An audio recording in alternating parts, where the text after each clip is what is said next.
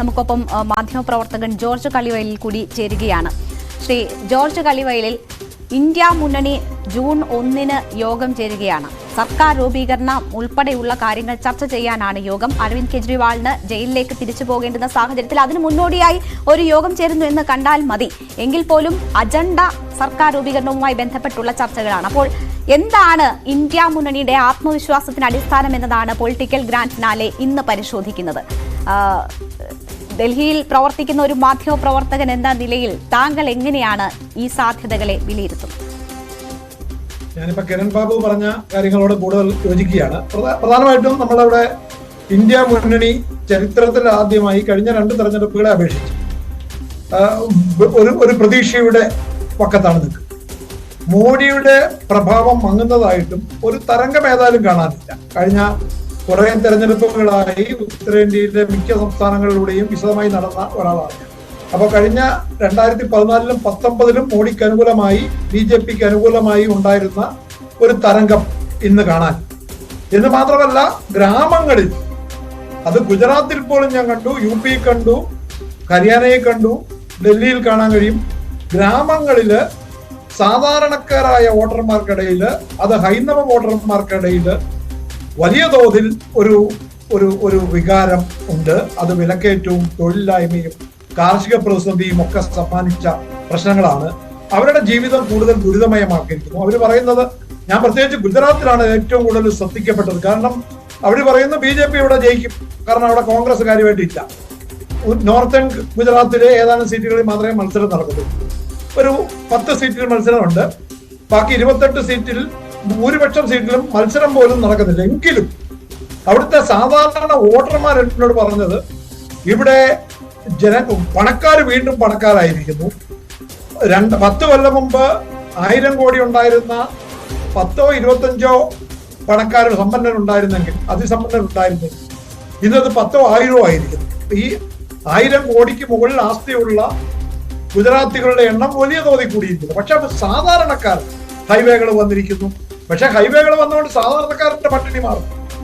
ഈ പ്രശ്നമാണ്. ഇത് UPയിൽ നല്ലപോലെ കാണാൻ കഴിയും. അപ്പൊ ഇത് എവിടെയോ ഒരു തിരിച്ചടി ഉണ്ടായിട്ടുണ്ട്. ആ തിരിച്ചടിയുടെ ആദ്യഘട്ടത്തിൽ നമുക്കറിയാം, അഡാനിയും അംബാനിയും മോഡിയുടെ അടുത്ത ആൾക്കാരെ നയിക്കുന്ന ചാനലുകളും സർവേകൾ എടുത്തിരുന്നു. എക്സിറ്റ് പോൾ സർവേകൾ എടുത്ത് അത് പുറത്തുവിടുന്നില്ലെന്ന് മാത്രമേ ഉള്ളൂ. പുറത്തുവിടണമെങ്കിൽ 1-ാം തീയതി വരെ കാത്തിരിക്കും. പക്ഷേ ഈ സർവേകളിലൊക്കെ കിട്ടിയ റിപ്പോർട്ടുകളുടെ അടിസ്ഥാനത്തിലാണ് നമുക്കറിയാം പിന്നീട് ഉണ്ടായിരുന്ന പ്രചരണത്തിന് വലിയ മാറ്റം ഉണ്ടായി.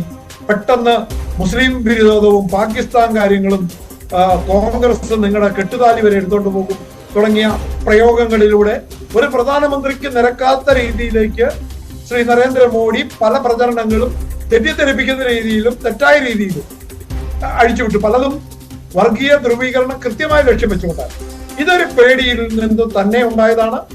അതിലൂടെയാണ് വന്നിരിക്കുന്നത്. നമുക്കറിയാം, കഴിഞ്ഞ 2 തെരഞ്ഞെടുപ്പുകളിലെ വലിയ സംസ്ഥാനങ്ങളിലെ പലതിലും BJP പരമാവധി സീറ്റുകൾ നൽകിയിരുന്നു. കാരണം UP, ബീഹാർ, മധ്യപ്രദേശ്, രാജസ്ഥാൻ, ഗുജറാത്ത്, മഹാരാഷ്ട്ര, കർണാടക, ഹരിയാന, ഡൽഹി, ഉത്തരാഖണ്ഡ്, ഹിമാചൽ പ്രദേശ്, ഈ സംസ്ഥാനങ്ങളിലൊക്കെ ഏതാണ്ട് BJPയുടെ ഒരു വൻ വിജയമാണ് നമ്മൾ കണ്ടത്. അതിന്റെ ഒരു ലഹരി നമുക്ക് കാണാം. അതിൽ തന്നെ ഗുജറാത്ത്, രാജസ്ഥാൻ, പല സംസ്ഥാനങ്ങളിലും, ആന്ധ്രാപ്രദേശ്, ഹരിയാന, ഡൽഹി, ഉത്തരാഖണ്ഡ്, ഹിമാചൽ പ്രദേശ്, ഇവിടെയൊക്കെ ഏതാണ്ട് കോൺഗ്രസ് വട്ടപൂജ്യമായ ഒറ്റ സീറ്റ് പോലും കോൺഗ്രസിന് കിട്ടിയിരുന്നില്ല. പ്രധാനപ്പെട്ട പല സംസ്ഥാനങ്ങളിൽ, അവിടെ UPയില്, മഹാരാഷ്ട്രയില്, ബീഹാറില്, മധ്യപ്രദേശില്, കർണാടകയില്, ഒഡീഷ, ജാർഖണ്ഡ്. ശ്രീ ജോർജ് കളിവയൽ, ഞാനൊരു സംശയം കൂടി ചോദിച്ചോട്ടെ. ഈ എന്തായാലും കഴിഞ്ഞ ഒരു 3 പതിറ്റാണ്ട് കാലത്തോളം ഇന്ത്യയിലെ ദേശീയ തെരഞ്ഞെടുപ്പുകളൊക്കെ പല സംസ്ഥാനങ്ങളിൽ പോയി സഞ്ചരിക്കുകയും അവിടെ എല്ലാം റിപ്പോർട്ട് ചെയ്യുകയും ചെയ്തിട്ടുള്ള അനുഭവത്തിന്റെ വെളിച്ചത്തിൽ കൂടി ചോദിക്കുകയാണ്. ഇപ്പോൾ ഇന്ത്യ മുന്നണി ഇപ്പോൾ കാണുന്ന ഒരു കണക്ക് എന്ന് പറഞ്ഞാൽ UPയിൽ യഥാർത്ഥത്തിൽ അവർ 25 മുതൽ 40 സീറ്റ് വരെ നേടാൻ സാധ്യതയുണ്ടെന്ന് പറയുന്നു. മഹാരാഷ്ട്രയിൽ 20 മുതൽ 40 സീറ്റുകൾ വരെ ഇന്ത്യ മുന്നണിക്ക് വരാൻ സാധ്യതയുണ്ടെന്ന് പറയുന്നു. ബംഗാളിൽ 20 മുതൽ 40 സീറ്റ് വരും. ബംഗാൾ ഏകദേശം മുഴുവൻ ഇന്ത്യ മുന്നണി എന്ന് പറയുമ്പോൾ അതിൽ മമതാ ബാനർജിയുടെ സീറ്റുകളാണ്. അങ്ങനെ വരുന്നു. ബീഹാറിൽ 20 മുതൽ 35 സീറ്റുകൾ വരെ നേടാൻ സാധ്യതയുണ്ടെന്നാണ്. ഈ കണക്കുകൾ ഇത്തിരി കടന്ന കണക്കാണോ, അതോ അങ്ങനെ ഒരു സാധ്യതയ്ക്കുള്ള അന്തരീക്ഷം ഈ സംസ്ഥാനങ്ങളിൽ ഏതെങ്കിലും തരത്തിലുണ്ടോ? അതായത് ഒരു മോഡി വിരുദ്ധ തരംഗമുണ്ടെങ്കിൽ അത് നമുക്കറിയാൻ കഴിയില്ല ഒരാൾക്കും. നമുക്കറിയാം, ഇത്തരം തരംഗങ്ങള് ഗ്രാമീണ ജനതയ്ക്കിടയിൽ, വോട്ടർമാർക്കിടയിൽ ഇത്തരം ഒരു തരംഗം ഉണ്ടെങ്കിൽ അത് അറിയാൻ കഴിയില്ല. അങ്ങനെ അറിയാവുന്ന ഒരു പ്രതിഫലനം കാണാം. പക്ഷെ മോദി വിരുദ്ധ അല്ലെങ്കിൽ സർക്കാരിന്റെ പ്രവർത്തനങ്ങളോട് അതൃപ്തിയുള്ള ഒരു വിഭാഗമുണ്ട് എന്ന് കണ്ടെത്താൻ കഴിയും. ഇത് നമ്മുടെ ഒരു അനുഭവത്തിൽ നിന്ന് കാണുന്നത് എല്ലാ സീറ്റ് സംസ്ഥാനങ്ങളിലും തന്നെ പ്രധാനപ്പെട്ട സംസ്ഥാനം അതാ മുമ്പിലേക്ക് വന്നത്.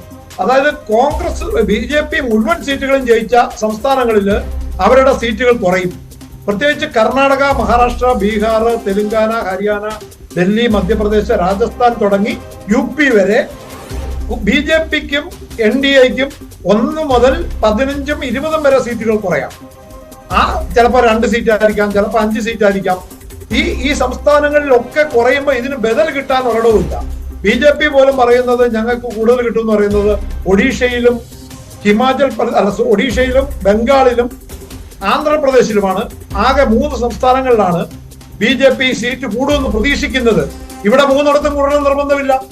ഒഡീഷയിൽ കൂടാതിരിക്കാം. ആന്ധ്രാപ്രദേശിലും തന്നെയാണ് സ്ഥിതി. ബംഗാളില് ഇപ്പൊ BJPക്ക് 18 MP-മാരുണ്ട്. ആ 18 MP-മാർ എന്ന് പറയുന്നത് ഇനി കുറയാനുള്ള സാധ്യത തള്ളിക്കളയാൻ മേല. കാരണം എങ്കിലും അവിടെയുള്ള ഏക പ്രതീക്ഷ മമതയ്ക്കെതിരെ ഒരു വികാരവും കൂടി അവിടെയുണ്ട്. ഇപ്പൊ കേരളത്തിൽ നമുക്കറിയാം പിണറായി വിജയനെതിരെ അല്ലെ LDF സർക്കാരിനെതിരെ ഒരു ജനവികാരം വളർത്തുന്നതിന് പൊതുവായി പ്രതിപക്ഷത്തിന് കഴിഞ്ഞിട്ടുണ്ട്. അപ്പൊ ആ ഒരു വികാരം അവിടെയും അവിടെ പക്ഷേ പ്രത്യേകിച്ച് അവിടെ നമുക്കറിയാം CPM-ഉം കോൺഗ്രസും ഒരു പക്ഷത്ത്, BJP ഒരു പക്ഷത്ത്, നമ്മുടെ തൃണമൂൽ കോൺഗ്രസ് ഒറ്റയ്ക്ക് നിൽക്കുന്നു. അപ്പൊ അവിടെ ഒരു ഇന്ത്യ സഖ്യത്തിന്റെ വോട്ടുകളുടെ ഒരു ഭിന്നിപ്പും കാണാൻ കഴിയും. എങ്കിൽ പോലും അവിടെ ഇന്ത്യ സഖ്യത്തിനും തൃണമൂലിനും സീറ്റ് കൂടിയാൽ അത്ഭുതപ്പെടാൻ. അവിടെയാണ് ആ പ്രശ്നം വരുന്നത്. BJPക്ക് സീറ്റുകൾ എല്ലായിടത്തും കുറയും. മുഴുവൻ സാച്ചുറേഷൻ എത്തിയിരുന്നു പല സംസ്ഥാനങ്ങളിലും ഭൂരിപക്ഷം. അവിടെ പോലും അവർക്ക് 303 ഇതെല്ലാം കൂടെ കൂടി കിട്ടിയുള്ളൂ. ഇനി സഖ്യകക്ഷികളെ കാര്യമായിട്ട് കിട്ടാനില്ല. പണ്ടത്തെ പോലെ ഗവൺമെന്റുകളെ അട്ടിമറിക്കാൻ കഴിയുന്ന അവിടെ തന്നെയാണ് ഒരു പ്രധാനപ്പെട്ട ചോദ്യമുള്ളത്.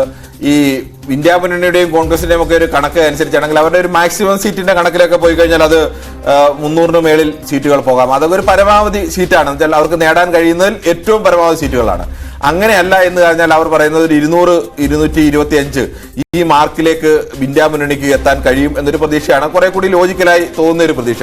അങ്ങനെ വന്നു കഴിഞ്ഞാൽ ഇവർക്ക് BJPക്ക് സ്വന്തം നിലയിൽ ഭൂരിപക്ഷം ഇല്ലാതിരിക്കുകയും ഇന്ത്യ മുന്നണിക്ക് ഈ പറയുന്നത് പോലെ ഇന്ത്യ മുന്നണിക്കായാലും BJPക്കായാലും മറ്റു പാർട്ടികളുടെ സഹായത്തോടെ പുറത്തു നിൽക്കുന്ന 2-3 പ്രധാനപ്പെട്ട പാർട്ടികളുണ്ട്. ഒറീസയിൽ നിന്നുള്ള BJD ഉണ്ട്, അതോടൊപ്പം തന്നെ ആന്ധ്രാപ്രദേശിൽ നിന്ന് YSRCP ഉണ്ട്, പിന്നീട് ഇവർ തെലങ്കാനയിൽ നിന്ന് BRS ഉണ്ട്. ഈ 3 പ്രധാനപ്പെട്ട പാർട്ടികൾ എവിടെയെങ്കിലും പ്രത്യേകിച്ച് ഒരു മുന്നണിയുടെ ഭാഗമല്ലാതെ നിൽക്കുന്നു. അങ്ങനെ ഒരു സാഹചര്യം വന്നാൽ അത് അവിടെ ഇന്ത്യ മുന്നണിക്കാണോ അതോ സ്വാഭാവികമായും BJPക്കായിരിക്കുമോ ഒരു ഭരണം സർക്കാർ രൂപീകരിക്കാനുള്ള കൂടുതൽ സാധ്യത തെളിയുക? ഇവിടെ നമുക്കറിയാം BRS കുറച്ചുകൂടെ പുറകോട്ട് പോകും. YSR കോൺഗ്രസിനും ഒരു തിരിച്ചടിക്ക് വലിയ തിരിച്ചടി ഉണ്ടായില്ലെങ്കിൽ ചെറിയ തിരിച്ചടി ഉണ്ടാകാനാണ് സാധ്യത. കാരണം BJPയും TDPയും ചേർന്നുള്ള മുന്നണി അവിടെ കുറച്ച് കൂടുതൽ സീറ്റുകൾ പിടിച്ചേക്കാം. പിന്നെ ഉള്ളത് ഒഡീഷയിലാണ്. ഒഡീഷയിൽ പോലും BJDക്ക് സീറ്റ് കുറയാനുള്ള സാധ്യത തള്ളിക്കളയാൻ കഴിയില്ല. ഇവര് ഈ പാർട്ടികളെ സംബന്ധിച്ചോളം ആര് ഭരിക്കുന്നു എന്നതിനനുസരിച്ച് മാറാനുള്ള സാധ്യതയുണ്ട്. പക്ഷേ ഇവിടെ YSR കോൺഗ്രസ് ഒരു പ്രതിസന്ധിയിലാണ്. കാരണം TDPയുമായി BJP മുൻകൂട്ടി ധാരണയിലുണ്ട്. അപ്പൊ TDPയും YSR കോൺഗ്രസും തമ്മിൽ ഒരൈക്യത്തിൽ പോകുക അത്ര എളുപ്പമല്ല. കാരണം അവിടുത്തെ രാഷ്ട്രീയം അതാണെന്ന് കിരൺ ബാബുവിന് നല്ലപോലെ മനസ്സിലാവും. അപ്പൊ അവിടെയാണ് ഈ പ്രശ്നം വരുന്നത്. ഇവിടെ ഞാനും അല്ലെങ്കിൽ ഞങ്ങൾ ഉത്തരേന്ത്യയില് കിരൺ ബാബുവിന് അടുത്തും അറിയാമല്ലോ. എത്രയോ കാലം നമ്മൾ വോട്ടെടുപ്പ് തെരഞ്ഞെടുപ്പ് പ്രചരണ രംഗത്ത് പോയി. അവിടെ പത്രപ്രവർത്തകർ, മുതിർന്ന പത്രപ്രവർത്തകർ, കൃത്യമായ ഒരു പക്ഷമില്ലാത്തവര് നമ്മളെ 2 പക്ഷത്തും ഇപ്പൊ 275 കാണാൻ കഴിയുന്നു. അതായത് NDAക്കും 275 തികയുന്നില്ല, ഇന്ത്യ സഖ്യത്തിന് തികയുന്നില്ല. പക്ഷെ ഏതെങ്കിലും ഒരു സഖ്യത്തിന് തികയും എന്ന കാര്യത്തിൽ ഒരു സംശയം എനിക്ക് തൂക്കുസഭ വരാതിരിക്കാം. അപ്പൊ നമുക്കറിയാമല്ലോ ഈ സാധ്യതകൾ ഇത്തവണ അത്ര പ്രവചനാതീതമാണ്. ഒരു തരംഗമില്ല. എവിടെയോ ഒരു ശ്രീ ജോർജ് കലിവയൽ, ഇപ്പോ പ്രവചനാതീതമായ ഒരു സാഹചര്യം രാജ്യത്തുണ്ട്. അതുതന്നെയാണ് നമ്മൾ ഈ 6 ഘട്ടങ്ങളിലും കണ്ടത്. ഇന്ത്യ മുന്നണിക്ക് ഇപ്പോൾ പ്രതീക്ഷ നൽകുന്നതും അതുതന്നെയാണ്. പക്ഷേ ഈ പ്രശാന്ത് കിഷോറൊക്കെ തെരഞ്ഞെടുപ്പിന് മുൻപ് പറഞ്ഞതുപോലെ ഒരല്പം മുൻപ് തന്നെ ഇന്ത്യ മുന്നണി രൂപീകരിക്കുകയും പ്രവർത്തനങ്ങൾ നടത്തുകയും ചെയ്തിരുന്നു എങ്കിൽ സാഹചര്യം മറ്റൊന്നായിരുന്നേനെ എന്ന് പറയുകയുണ്ടായി. ഇപ്പോൾ ആ വാക്കുകൾ കുറച്ചുകൂടി പ്രസക്തമാവുകയാണോ? ഇങ്ങനെ ഒരു സാഹചര്യം രാജ്യത്തുണ്ട് എന്ന് മനസ്സിലാക്കുന്നതിന് പ്രതിപക്ഷ പാർട്ടികൾ പരാജയപ്പെട്ടോ? കുറച്ചു മുന്നോടിയായി മുന്നണി രൂപീകരിച്ച് പ്രവർത്തനങ്ങൾ നടത്തിയിരുന്നെങ്കിൽ കുറച്ചുകൂടി ടൈറ്റ് ഫൈറ്റ് അവർക്ക് ഉറപ്പാക്കാനും കുറച്ചുകൂടി ആത്മവിശ്വാസത്തോടു കൂടി മുന്നോട്ട് പോകാനും കഴിയുമായിരുന്ന ഒരു സാഹചര്യം ഉണ്ടാകുമായിരുന്നു. കോർപ്പറേറ്റുകളോ അല്ലെങ്കിൽ ഇങ്ങനെ കണക്കുകൾ എടുക്കുന്നവരോ തീരുമാനിക്കുന്നവരോ അല്ല രാഷ്ട്രീയം പോകുന്നത്. രാഷ്ട്രീയത്തിൽ എനിക്ക് തോന്നുന്നത്, ഞാൻ കഴിഞ്ഞ 25 കൊല്ലമായി ഡൽഹിയിൽ നിന്ന് കാണുന്ന ദേശീയ രാഷ്ട്രീയത്തെ അടുത്തറിയുന്നത് കൊണ്ട് പറയുന്നു, എനിക്ക് മനസ്സിലാകുന്നത് ഇവർ നേരത്തെ യോജിച്ചിരുന്നെങ്കിൽ ഒരുപക്ഷെ ഇത്രയും ഐക്യം ഉണ്ടാവില്ല.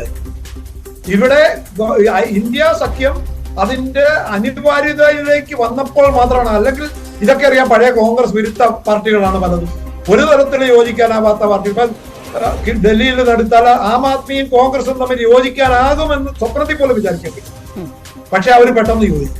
അവിടെയാണ് ഈ അവസാന നിമിഷത്തിലേക്ക് വന്നതുകൊണ്ട് വലിയ നേട്ടങ്ങളും ഉണ്ടായിട്ടുണ്ട്. പ്രത്യേകിച്ച് EDയും CBIയും ഈ പ്രതിപക്ഷ നേതാക്കളെ വേട്ടയാടാൻ തുടങ്ങിയതോടെ, അത് രാഹുൽ ഗാന്ധിക്കെതിരെ അദ്ദേഹത്തിന്റെ പാർലമെന്റ് അംഗത്തെ റദ്ദാക്കിയത് മുതൽ പ്രധാനപ്പെട്ട നേതാക്കളെ, കേജ്രിവാളിനെ പോലെ നേതാവിനെ എടുത്ത് അറസ്റ്റ് ചെയ്ത് ജയിലിലിടുന്നതും വരെ അത്തരം കാര്യങ്ങളിലേക്ക് നീങ്ങിയതോടെ പ്രതിപക്ഷത്തിന് ഇമ്മീഡിയറ്റ് ആയി യോജിക്കേണ്ട ഒരു ആവശ്യം വരികയും ഈ ആവശ്യത്തെ കുറിച്ച് അവർക്ക് ബോധ്യം വരികയും ഈ ബോധ്യത്തിന്റെ അടിസ്ഥാനത്തിൽ അവര് തീരുമാനം പെട്ടെന്ന് എടുക്കുകയും ചെയ്തു. എന്ന് പറഞ്ഞാൽ വളരെ പെട്ടെന്ന് നല്ലതാണ്. വളരെ കാലങ്ങളായി ഇവർ കഴിഞ്ഞ 2-3 കൊല്ലമായി പലതവണ പാർലമെന്റിലെ നമ്മുടെ കാർഗയുടെ മുറിയിൽ കഴിഞ്ഞ ഗവൺമെന്റ് വന്ന അന്ന് മുതൽ തന്നെ ഏതാണ്ട് പ്രതിപക്ഷ നേതാക്കളുടെ യോഗം നടന്നിരുന്നു. പക്ഷെ അന്നൊന്നും ഇതുപോലൊരു മുന്നണിയിലേക്ക് പോകാനുള്ള യോജിപ്പ് ഉണ്ടായിരുന്നില്ല. പക്ഷെ അപ്പോഴും അവരുടെ ഇടയിൽ ഒരു ഐക്യം ഉണ്ടായിരുന്നു. ഈ ഐക്യമാണ് ബംഗാളിൽ എതിർക്കുമ്പോഴും ഡൽഹിയില് തൃണമൂൽ കോൺഗ്രസിനോടൊപ്പം നിൽക്കുന്നു, അതായത് CPM-നോടൊപ്പം നിൽക്കുന്നു. അത് വളരെ പ്രധാനപ്പെട്ട ഒരു പോയിന്റ് തന്നെയാണ്. നമ്മൾ പലപ്പോഴും പുറത്തുനിന്ന് നോക്കുമ്പോൾ ചിലപ്പോൾ തോന്നുന്നു ഇവർക്ക് നേരത്തെ അങ്ങ് ഐക്യത്തോടു കൂടി പോയിക്കൂടായിരുന്നു. അങ്ങനെ ഐക്യത്തോട് പോയാൽ പല വിഷയങ്ങളും പൊങ്ങി വരാൻ സാധ്യതയുണ്ടായിരുന്നു. ഇപ്പോൾ ഡൽഹിയിൽ കെജ്രിവാളിനെ വിഷയത്തിൽ തന്നെ കോൺഗ്രസ് പരാതിക്കാരായ കോൺഗ്രസ്സുകാർ ഇപ്പോൾ കെജ്രിവാളിന് വേണ്ടി പരസ്യമായി തെരുവിലിറങ്ങി സമരം ചെയ്യുകയും അതിന് മുന്നിൽ നിൽക്കുകയും ചെയ്യുന്ന അവസ്ഥ, ഇതെല്ലാം രാഷ്ട്രീയത്തിൽ ഇത്തരം സാഹചര്യങ്ങൾ ആണ് പലപ്പോഴും ഒരു ഗവൺമെന്റിനെ സൃഷ്ടിക്കുന്നത് പോലും. എന്തായാലും ഈ സാഹചര്യത്തിൽ ഇത്തരം വിശകലനത്തിന് വേണ്ടി ഞങ്ങൾക്കൊപ്പം ചേർന്ന ശ്രീ ജോർജ് കള്ളിവയലിന് പ്രത്യേക നന്ദി. നമ്മളൊരു ചെറിയ ഇടവേളയ്ക്ക് ശേഷം